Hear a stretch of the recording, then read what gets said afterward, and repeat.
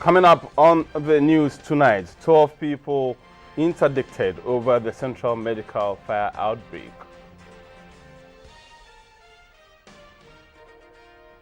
Suspected case of meningitis recorded in Accra. And all set for CPP Congress tomorrow. And in China, miners who had been trapped underground for 36 days rescued.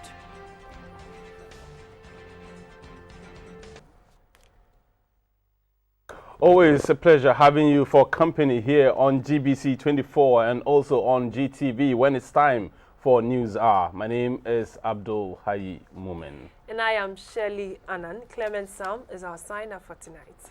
In our very first story, investigations into the 13th January 2015 fire outbreak at the Central Medical Stores in Tema points at arson.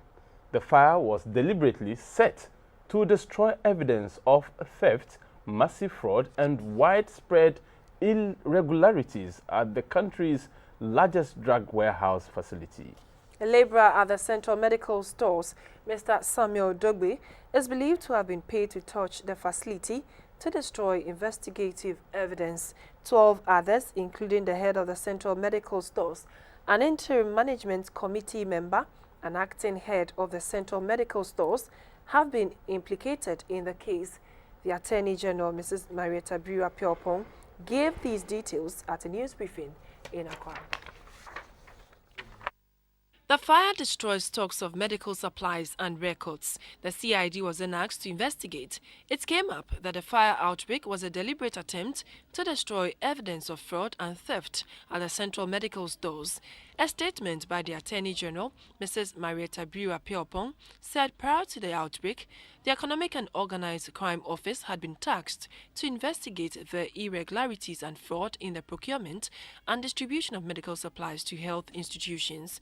The report implicates both senior management and junior staff. The system software for recording stock levels of medical supplies and keeping track of allocations was manipulated, rendering it ineffectual and facilitating massive diversion of medical items. Large quantities of artemether, lumefantrine, and anti-malarial drug were stolen or diverted and sold to entities in Nigeria and La Côte d'Ivoire. The following officers of the CMS were identified by the National Security Investigation as being part of a network at CMS. Peter Ekojima, former head of CMS. Alhaji Yusuf Inua, member of the Management Committee of CMS. Idrisu Abdul Karim, acting head of the CMS. Gifty A.C. Mankata, principal pharmacist, warehouse manager. Zibot Do, warehouse manager. Ibrahim Lai Amati, line warehouse manager, general pharmaceuticals unit. Kwame Foley, warehouse manager. Matthias Senaya, warehouse manager and general pharmaceuticals. Victoria Enin, senior supply officer, project stores. James Benjamin Annan, pharmacist and systems analyst. Peter Atiaba Ada, storekeeper. The CID is collaborating with the BNI to institute legal proceedings against those found to be involved in the arson. The government has also directed that those involved be interdicted until the final determination of the case. The report highlights the need and the basis for which transfers, movement of staff is really necessary within the whole civil service organization. When people stay in a place too long for a certain period of time, it is very easy if you incorporate bad habits for them to stay. And it's quite clear that bad habits, when they are formed, are perpetuated and perpetuated to the time where you get to a point where somebody can decide to burn a whole central medical stores. One suspect, Samuel Dogbe, has been declared wanted by the CID. The CID is initiating steps, including seeking the assistance of Interpol to arrest Samuel Dogbe. Moving on now to other news. Accra has recorded its first cases of meningococcal meningitis. 5 persons suspected to have contracted the disease have reported to the Ridge Hospital. 4 of the patients have had their blood samples sent to the Public Health Reference Laboratory at Kolebu for further tests, and it has been confirmed that 1 has contracted the disease. The blood sample of the 5th, who was transferred from the La General Hospital to the Ridge Hospital, is yet to be sent to the laboratory for tests to confirm if he has contracted the disease. Meantime, the health authorities are advising the public to report immediately to the nearest hospital when they notice any symptoms of the disease, but the public is being asked not to panic. About 37 lives have been lost to the disease and over 200 cases recorded in the Bonahafo, Ashanti, Northern, Upper East and Upper West regions, and again in the Eastern region. On the line to the Ridge Hospital is the Deputy Director in charge of Public Health for Greater Accra, Dr. Yabani, and we will be discussing how to contain the disease with him. Very good evening to you, Doc. We are grateful for your time this evening. Hello, Doc.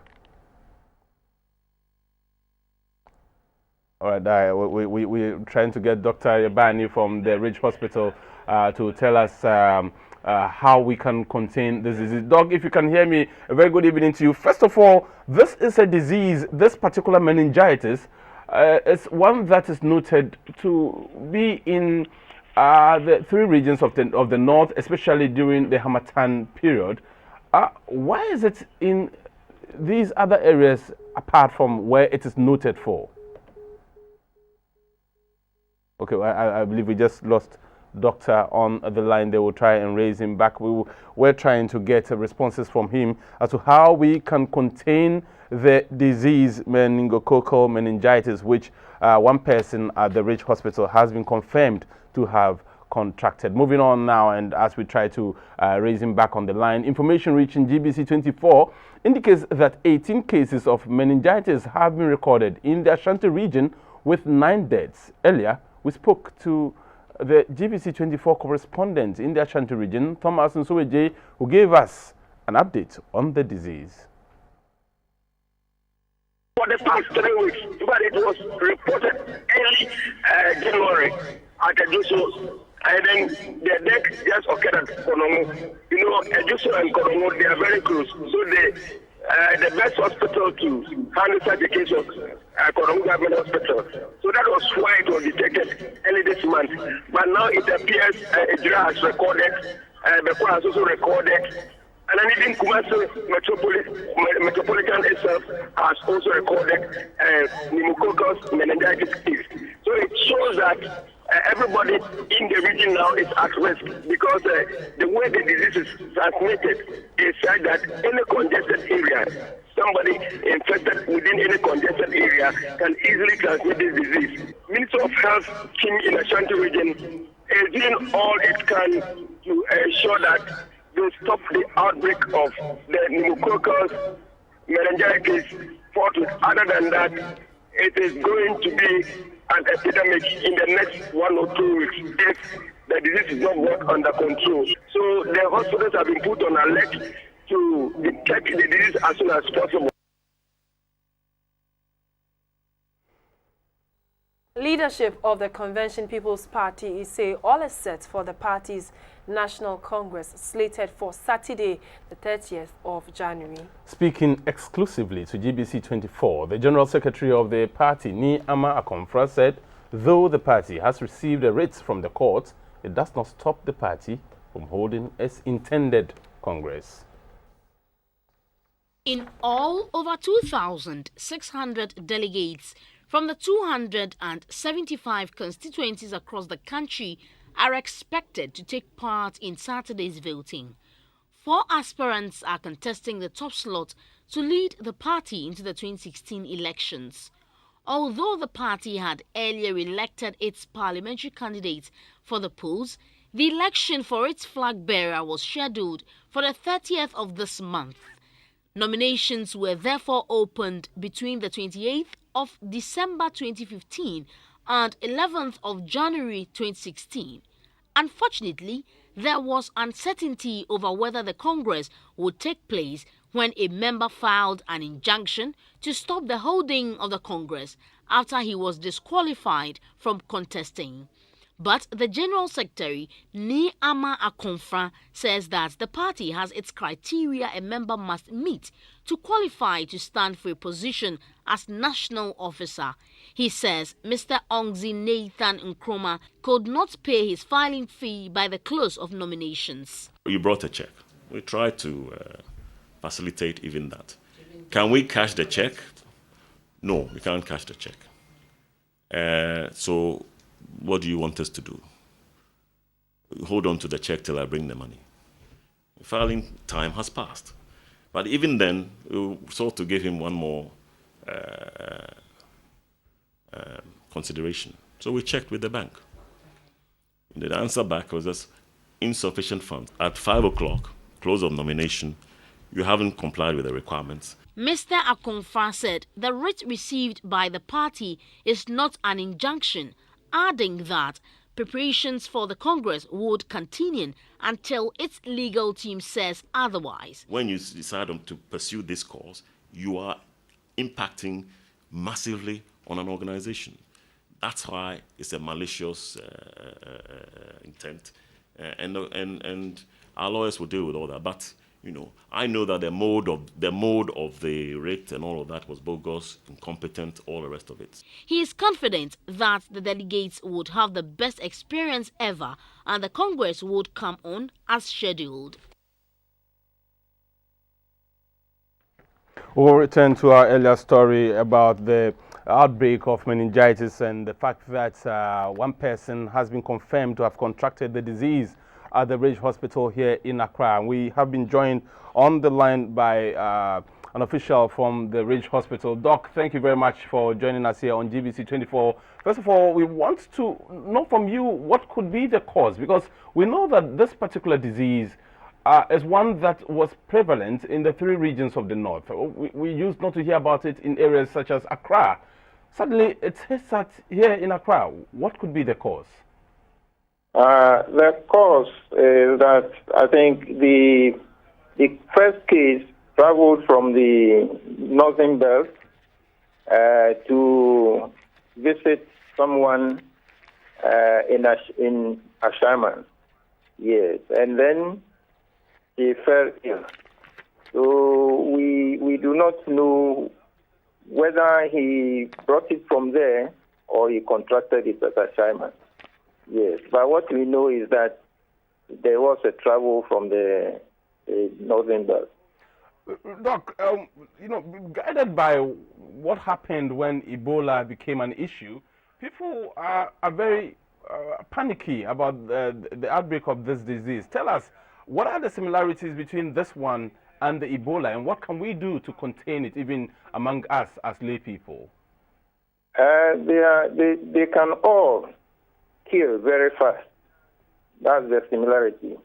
And so there is the need for us to take a lot of precautions. And it is very important for our people not to overcrowd themselves. Yes. For instance, overcrowding in rooms. In Accra, for instance, there are so many people who sleep in one room, and that is a risky factor. The disease is also spread by cough and sneezing. So it is very important for all of us to observe the cough and sneezing etiquette. You cover your mouth and your nose whilst you sneeze with a handkerchief. And also we need to avoid sharing cups, cutlery, straws, and so on. We need also to avoid kissing, because some of the disease is actually in the throat, the mouth, and then the nose. And also we need to wash our hands properly. And also we need to immediately report to hospital when we fall ill, especially when we have fever, headache, and neck pains, and then confusion, and so on. Doc, you're asking the general public. Go ahead, Doc. Yes, and also, if you are planning any visits to the north, then you should know that you must be covered. Right. But Doc, you're asking the general public not to panic over this issue. Again, you're telling us that we should avoid sharing cabs. We are in a society where we live in communities. We go to chop bars where we share bowls and cups all the time. And again, when you go to our secondary schools, students live in dormitories, crowded dormitories. You say we should avoid sleeping in crowded rooms. I mean, these are the realities of our societies. How do we deal with these issues? It is a matter of choice. You understand? If there is an outbreak, we need to listen to instructions and then obey them so that we can prevent some of these diseases. So when there is an outbreak, it is not the behavior as usual. You need to reorganize yourself and abide by rules which are given so that you can prevent the disease. Doc, we are grateful for your time here. We'll get in touch subsequently for further education on this outbreak. Thank you very much. We've been speaking to Dr. Bani from the Ridge Hospital, and he has been giving us caution as to how to prevent the disease from spreading to other people. Moving on, the Speaker of Parliament, Mr. Edward Do Ajaho, has given the Minister for Gender, Children and Social Protection, Nana Oyelitha, 2 weeks to present a report on the 23 missing children from 8 of the 10 residential homes for children visited by auditors. Since 2011, the Department of Social Welfare has not been able to provide any documents to prove that the children have indeed been reunited with their families. Circumstances surrounding the disappearance of the children is still not known. On Thursday, the House adopted a report from the Auditor General on the regulation of orphanage homes across the country by the Department of Social Welfare. But this was not without members of the House raising concerns over the outcome of the report. The document outlined some setbacks in the operations of such homes. Foremost was the issue of the 23 missing children from 8 out of 10 orphanages visited. These children could not be accounted for in 2011. The audit team was told that the children had been reunited with their families, but the Department of Social Welfare has still not been able to confirm this. The Speaker of Parliament on Friday asked the Gender Minister to furnish the House with a report on the missing children within 2 weeks. Sitting continues on Tuesday, 2nd February, when the Italian Prime Minister Matteo Renzi is scheduled to address the House.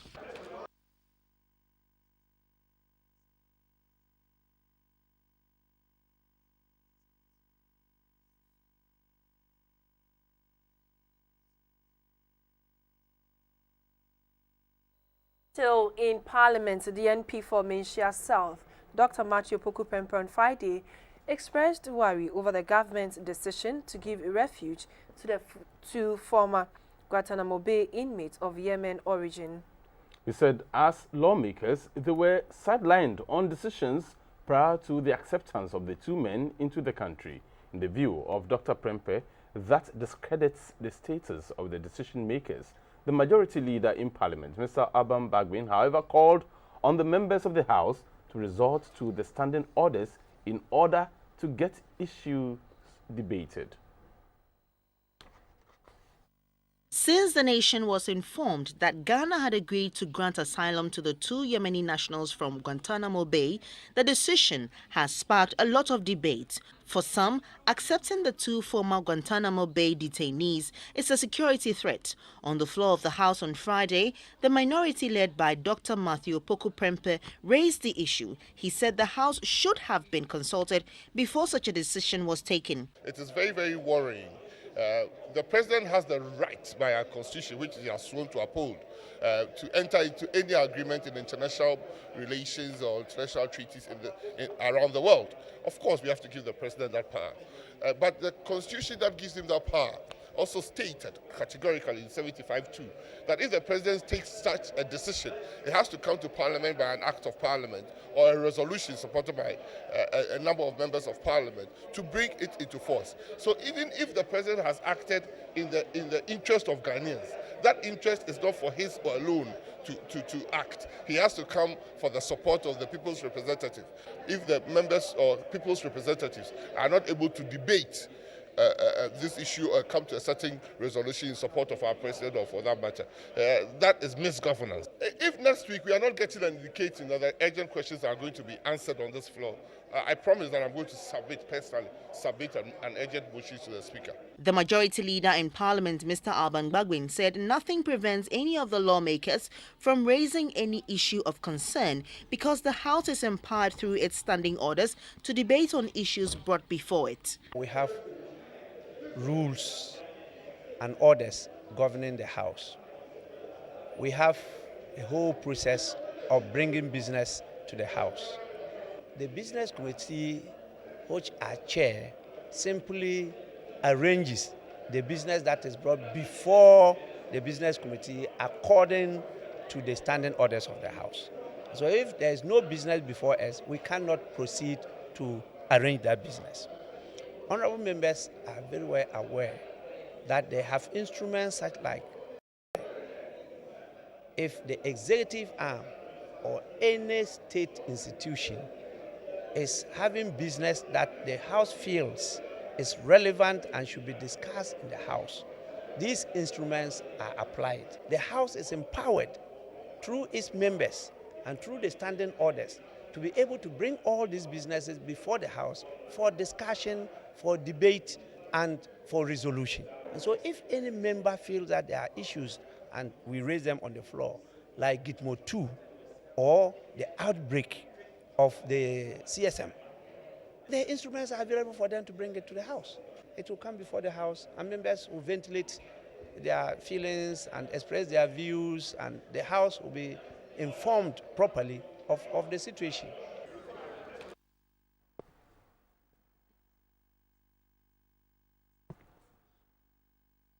Reports from Bumpurgu indicate that the tension that gripped the town is gradually easing. This is due to the presence of heavy security personnel in the town following the death of 3 people. Let's now go over to speak to ASP Ebenezer Tete. He is the Northern Regional Police PRO. Good evening, sir. Good evening. Now, what can you tell us about the situation in Bumpurgu? Thank you very much. The latest development is that we have arrested one Tete Tanko.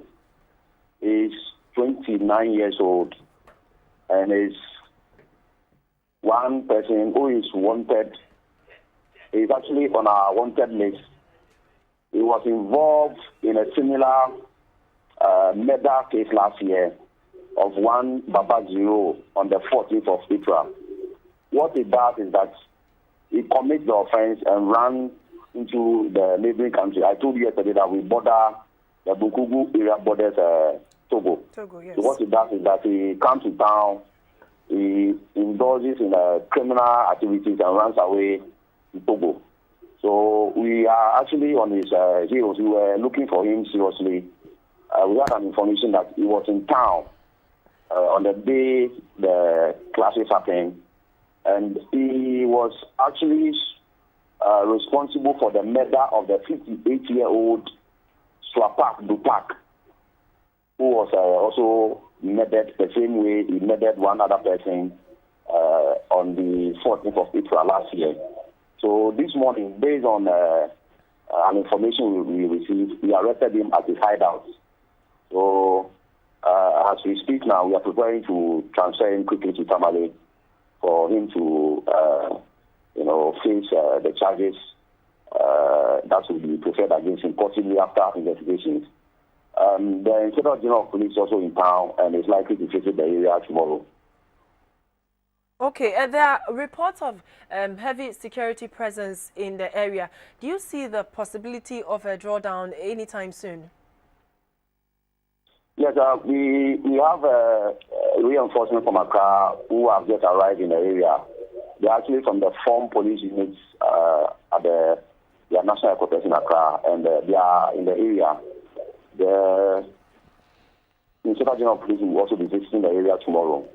So, yes, it is true we have reinforcements in the area. We are on the ground, and we hope, based on the information that we are receiving, to arrest all the persons who played active parts in the murder and the burning of houses in the area on Wednesday night.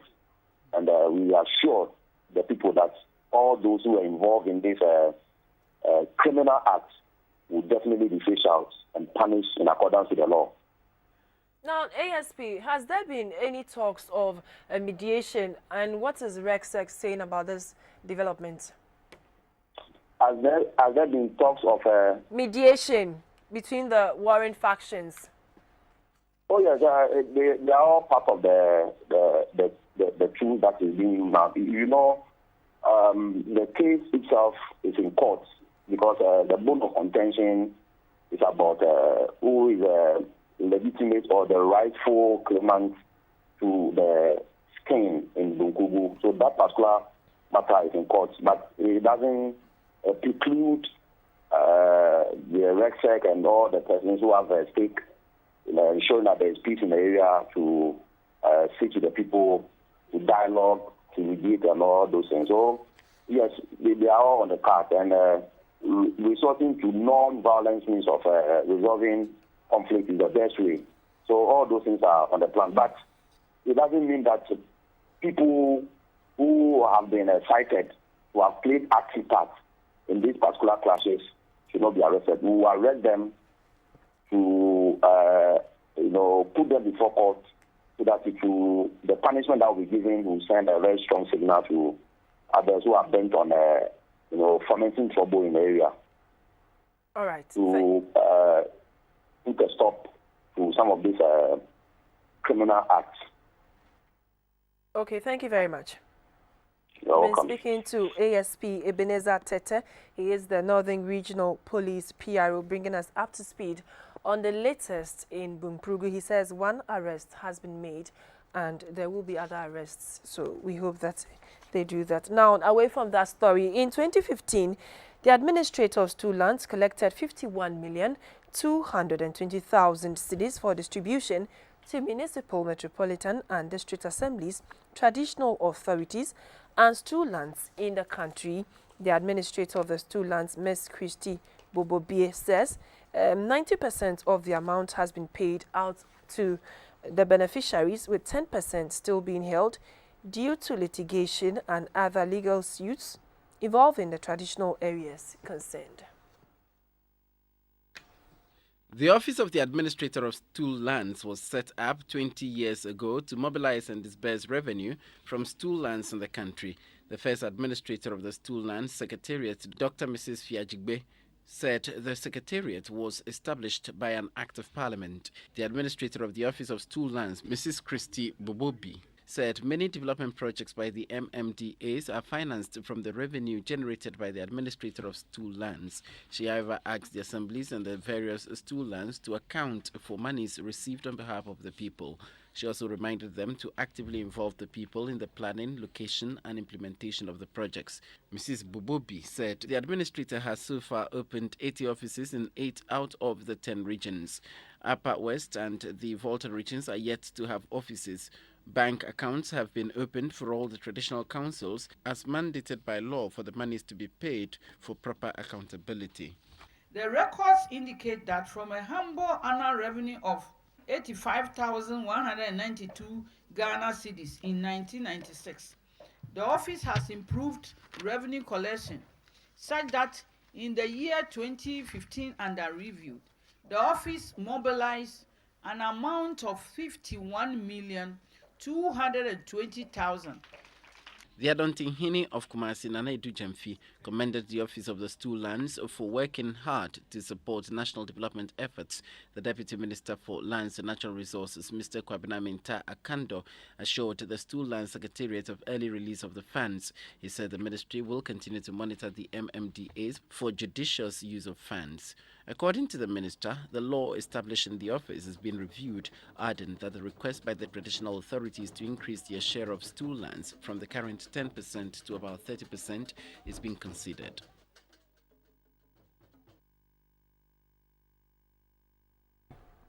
And this is News Hour here on GBC24, also live on GTV.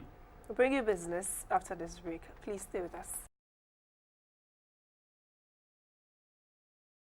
Hello, good evening, and many thanks for joining us. This is the business segment of the news. I am Dorothy Ajimai.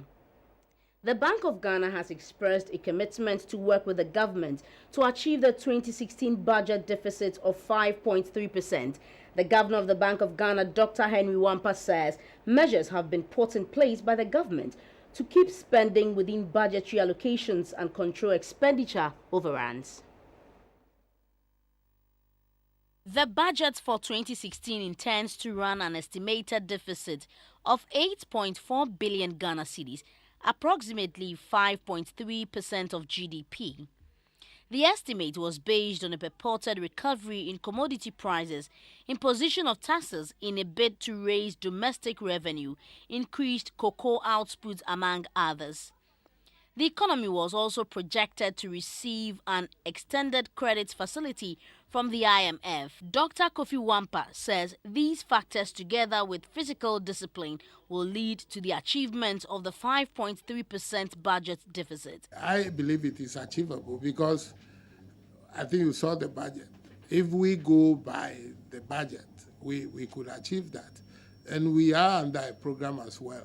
And that's the difference this year from other election years, because here we are bound by something else other than just our budget. So I think it's achievable, and it behoves on us and government to make sure that we are able to achieve those targets. Because once we achieve it, this year is going to change the way election year expenditures are made.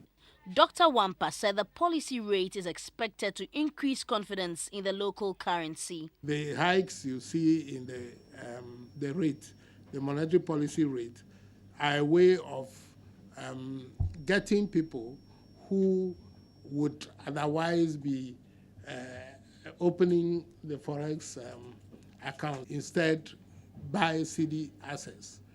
In fact, if you had CDs at the beginning of 2015, you would have made a lot more money in putting it in treasury bills or some other similar account than buying forex and putting it in your account. Because if you look at the depreciation of the CD at the end of the year, the depreciation was 15.7, but the treasury bill rate would have earned you close to 23, 24%.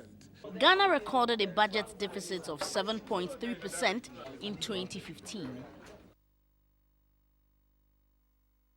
General Ghana has introduced 3 new products onto the market. They are Easy Kit, the Flexi Kit, and the Privilege Kit. The managing director of the bank, Mr. Sionel Yu, says the products aim to make banking easy and simple. Societe Generale Ghana is one of the leading banks in Ghana with 41 branches across the country. To ensure that customers of the bank get a head start in the year, SG has introduced a new package dubbed Kit. The Kit is a bundled offer that includes several banking products and services which would be sold at a single fee. Easy Kit, Flexi Kit and Privilege Kit will be available to customers and interested persons. Interested customers need 15 Ghana cedis as the monthly subscription fee for the Easy Kit, 18 Ghana cedis for the Flexi Kit, and 25 Ghana cedis for the Privilege Kit. The managing director of Societe Generale Ghana, Mr. Sionle Yo, was optimistic that customers would benefit immensely from the new package. This new offer provides customers with a quick and easy way to get solutions to their banking needs in one simple package with a single fee. The head of marketing analytics of Societe Generale, Mr. Frederick Addy, said each kit is designed to suit customers' needs at a cheaper cost. With Easy Kit, the customer will get a current account, a savings account, an express card, SikaNet, SikaTex, and SikaTel all in one bundle. For Flexi Kit, the customer would have a current account, a Smart Saver savings account that has an inbuilt personal accident insurance cover, an express card, Sikanet, Sikatex, Sikatel. With privilege kit, the customer would get a current account, a super saver account, a gold card, which provide a travel insurance cover. In addition, the management of Societe Generale Ghana says the kit package will be available in all its outlets from the 1st of February 2016. Moving on, the cedi maintained its value against the pound sterling and the dollar. However, it dipped by peso to the euro to close trading at 4 cedis 80 pesos. Coming up is the board.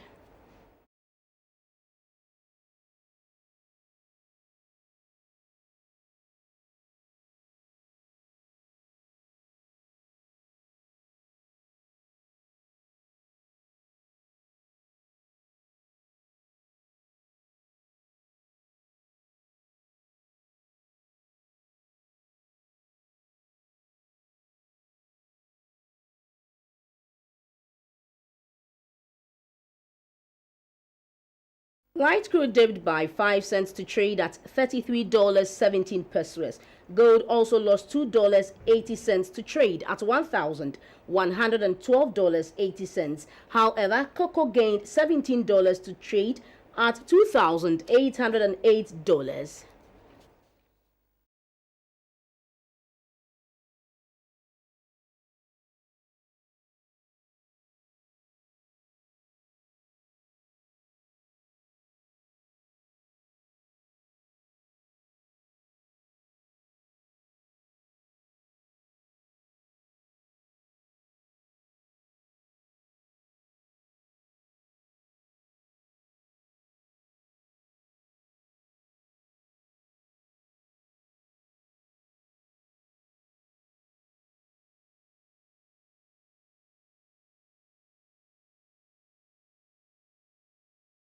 This segment was brought to you by Airtel, SIC and Ernest Chemist. International news is next. Please don't go away.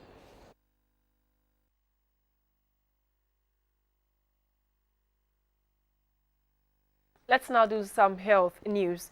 Government is to restructure the central medical stores as a result of administrative and operational lapses identified in the course of investigations carried out by the National Security. Government has ordered the decentralization of the operations at the central medical stores in order to avoid future recurrence.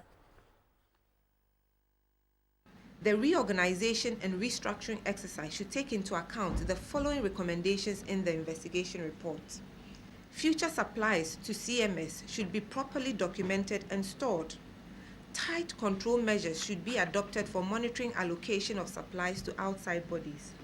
And similar measures should be instituted for supplies belonging to outside organizations that store products at CMS. Measures to minimize the incidence of the procurement of expired drugs and other medical items. The submission of the procurement unit of the CMS to due diligence in the procurement of drugs in line with the needs of medical stores to avoid excessive storage of particular drugs. Supervision and control of inventory officers by heads of the CMS warehouses. The institution of scheduled delivery systems for the delivery of drugs. A strengthening of the internal audit unit regime of the CMS to ensure constant monitoring of transactions at CMS. The reassignment of the current management middle level staff of the CMS so that a new team of professionals can replace them.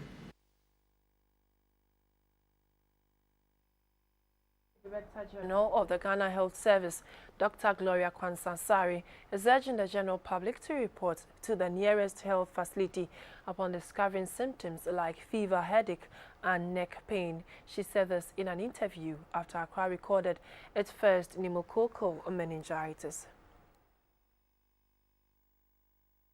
The past couple of months have seen an upsurge of reported cases of meningitis in 6 out of the 10 regions in the country. Currently, bacterial meningitis has also been on the increase and death cases have been reported. It is a serious, potentially fatal disease that affects the brain and the spinal cord.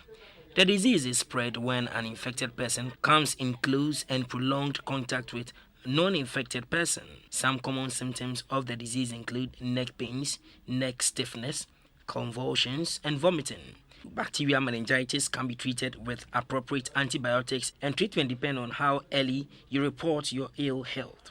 Speaking to GBC24, the Deputy Director General of the Ghana Health Service, Dr. Gloria Kwansa-Sari, spoke about measures being taken to minimize the outbreak of the disease in the country.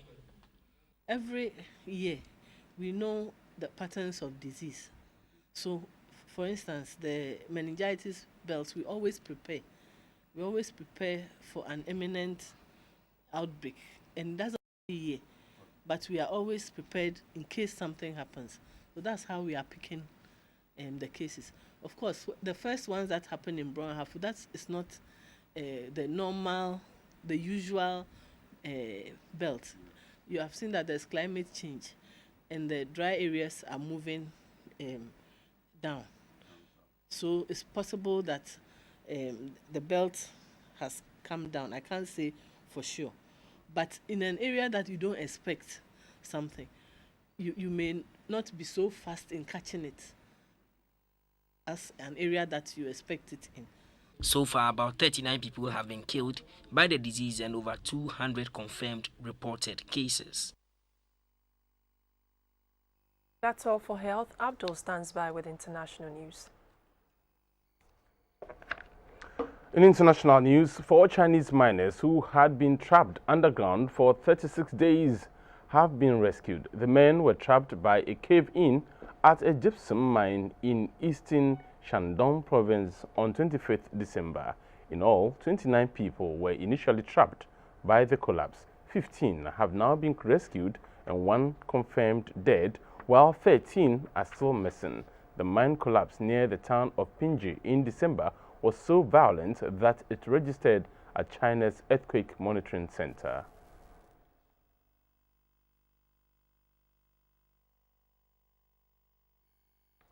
At least 4 people have been killed and 18 others wounded in a suicide bomb attack on Shia Mosque in eastern Saudi Arabia. Saudi authorities prevented 2 suicide bombers from entering Imam Rida Mosque during Friday prayers. Security men stopped them and 1 blew himself up at the entrance of the mosque, and there was an exchange of fire with another.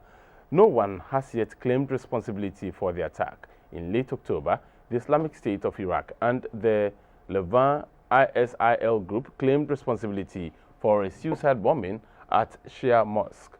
ISIL had also claimed responsibility for an attack at a mosque inside the Special Forces headquarters in the city of Abha in early August.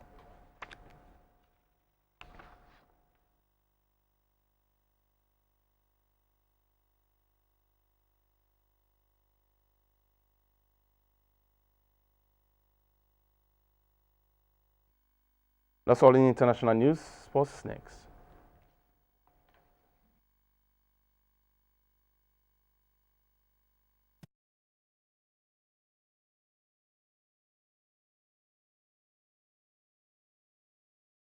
Good evening. Let's update ourselves from happenings in the world of sports. I'm Theophilus Sampa. This is in partnership with Ejapius Tornado Beaters and Lunat. So, after winning the 2015 edition of the Gothia Cup Under 12 competition, Team Lizzie has kick-started preparations for this year's event. The tournament will kick off on July 17th.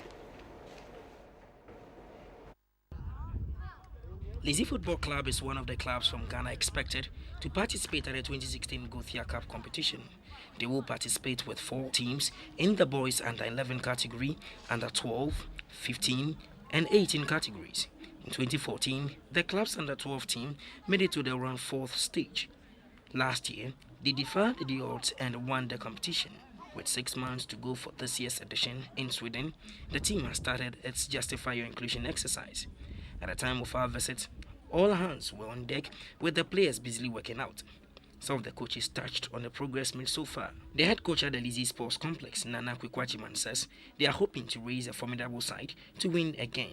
In the summer, some of these boys are going to Sweden and then to Norway to participate in the Gothia Cup and then to go to Norway and play in the Norway Cup as well. last year when we went, our U12s won the World Youth Cup. We were very happy. We're hoping that this year they can go back and try to win it again and also do the same thing in Norway. Basically, when we even go for this international tournament, it's not so much about the trophy, but for these boys to be able to be familiar with international teams and make friends and have fun and exhibit their skills so that when they come back home or in the near future, when they go for these big contracts outside, it doesn't become something new. Because right from the age of 9 or 10 or 11, 12, 13, they're already competing at that level. Matches for the 2016 edition starts on July 17th.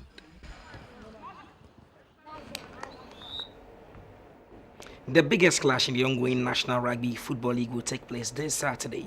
Two unbeaten sides, Congress RFC and defending champions Cosmos Buffaloes, will lock horns.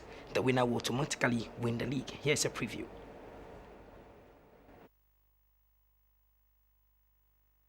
The last round of matches for the 2015-2016 Ghana Rugby Club Championship slated for Saturday 30th January are already creating huge excitement as it will feature the long-awaited match between Cosmos Buffaloes RFC, the 2014-2015 champions, and newcomers Congress RFC.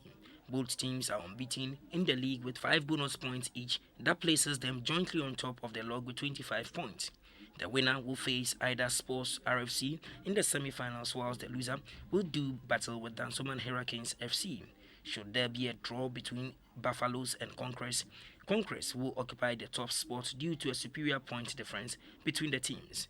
A touch judge in an earlier interview predicted a crunch tie. Everybody should come and watch the match. So you see, it's going to be a star-studded side versus a very disciplined, experienced team. Youthful experienced team. Okay. So it will be more or less 2 bulls going at it. Maybe the bull with the less energy and less force will have to lose. But then I'm sure Cosmos will put a stumbling block in front of Congress. Congress will have it tough that day. As of now, I can't tell you who will win. Officials in charge of the national team say they will be looking out for the best players to join the national team for upcoming international competitions. That's all for sports.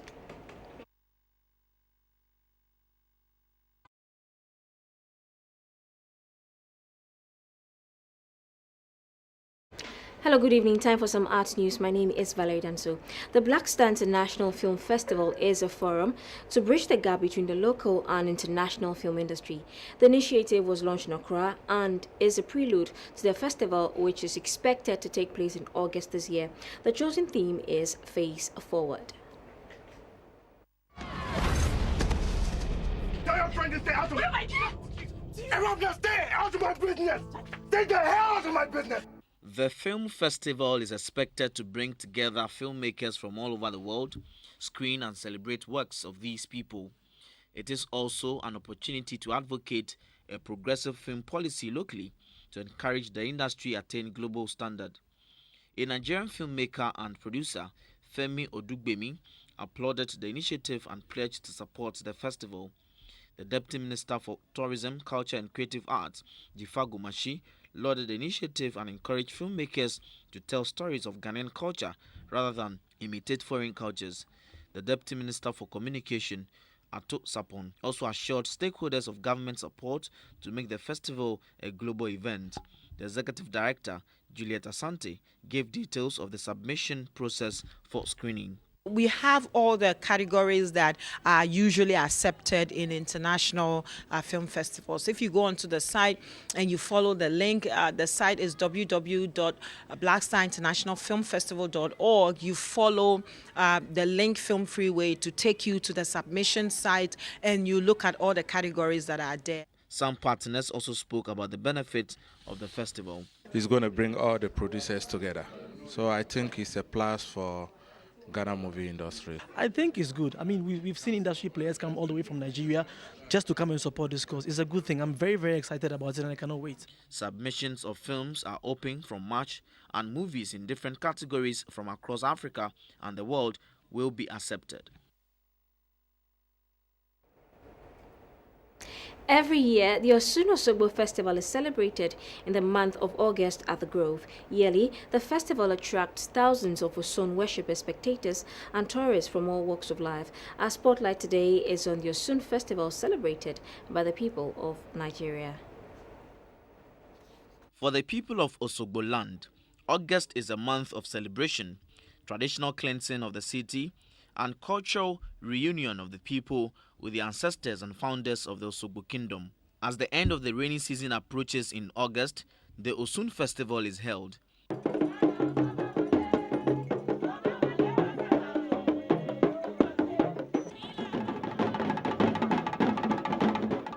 In the state of Osun, inside Osogbo Sacred Forest, the festival is a week-long event and held to honor the river goddess Osun. Thousands of people attend the festival at a riverside dotted with shrines and sculptures for the Osun.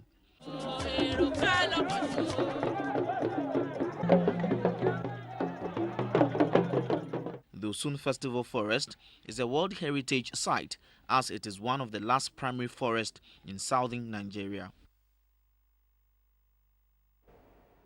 That's all in this package. The weather report is coming up next. Thank you for watching News Hour on GBC24 and GTV. We'll be back at 10:30 with news tonight. Have a good evening.